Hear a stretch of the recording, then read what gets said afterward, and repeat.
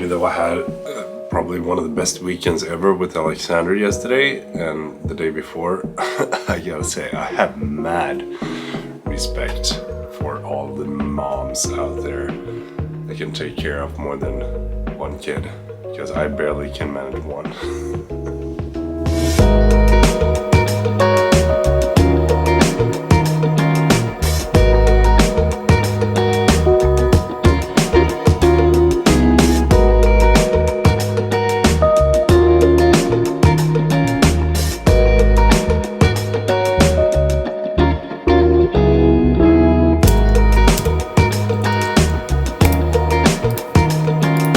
Nej men hallå! Eller hur? Ja, välkommen. Tack. Pang! Är det bra? Det är bra. Härligt, härligt. I just realized as I'm editing this vlog that there's absolutely no context to the cuts that I'm doing and what is going on. So I'm gonna give you a little bit of a backstory. So Anton, that you just saw, is here in the studio because we are going to try out him editing a few of my videos and see if that is something that is going to work in the future. And we basically spent the entire day talking about how to do that and get him going. And then towards the evening, my tattoo artist and his girlfriend came for a visit.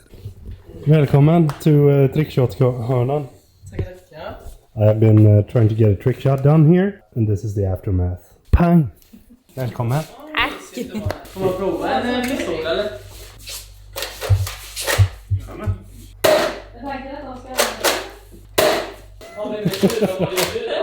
Ja, det kanske kunde.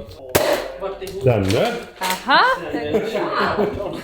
I inspired Robin and his girlfriend to do some trick shots too. Har det roligt? Ja, det är jättekul. Hur går det, Robin? Det får du se. Nej, det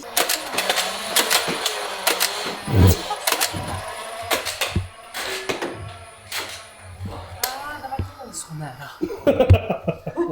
My plan was originally to make a trick shot out here, where I was sitting in the couch and then shooting towards this direction with a cup on the table. I did make it.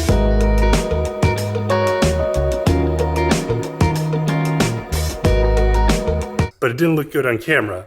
So I decided to change it, where I was sitting in the bar, shooting all the way up to my workbench, and boom, right down there. Took me around half an hour, but I got the shot.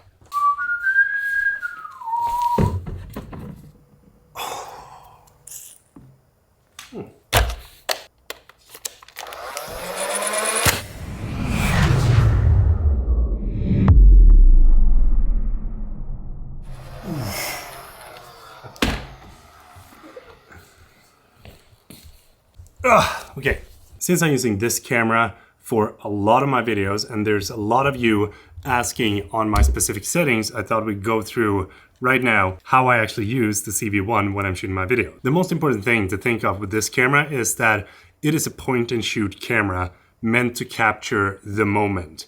And when I'm capturing the moment, I don't want to spend too much time in actually fiddling around with the different settings that the camera has to offer. So what I've found to work the absolute best for me is when I'm shooting in Aperture Priority. And when I'm doing this, I'm letting the camera control everything except for the aperture, because that is the only thing that I'm controlling. I've found the camera to do a pretty decent job. It is far from perfect, but it works whenever I just want to share my thoughts with the camera for the vlog that I'm recording. If you were to jump into the different settings, start adjusting the ISO manually, the shutter speed, and all that stuff so that you just can get the perfect shot with the camera and not actually get what is happening, then the moment's gonna pass you and you're not gonna be able to capture the moment that just happened, if that makes sense.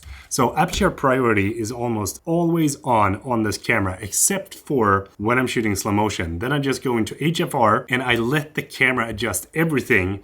I don't do anything manually except for the focus. And when it comes to the picture profile, I use absolutely no picture profile because I've found it to be a hassle when you don't have a good LUT or a good color grading option for a camera like this. When I'm shooting with this camera, which is the A7S III, then I'm using my own personal LUT, which is called the Vlog LUT. And this is something that you can buy as well. It is optimized for S-Log3 whenever I'm exposing plus 1.3, plus 1.7. And as I've talked about before, the reason I like this so much is the ability to have the zoom lens with you in such a small format. And when I'm at the gym, I actually don't use a tripod at all. I do not have this attached to a tripod because as soon as you attach it to a tripod, it gets too big. I try to find different places where I can place the camera, and that is also where this camera has an advantage over the iPhone 13, because if I were to place these cameras on the table,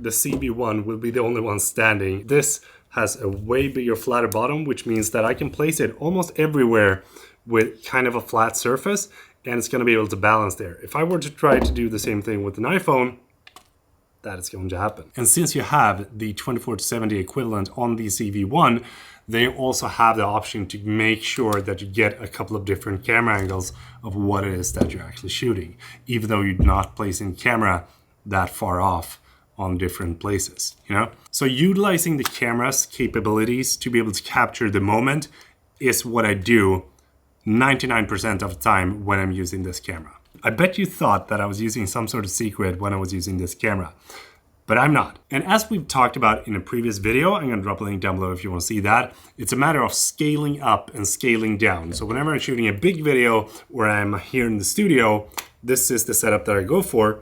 As soon as I'm out and about doing things, I try to use this. And if I can't use this, that is where I go for my iPhone. Clock is currently way too much, and it's time to go home.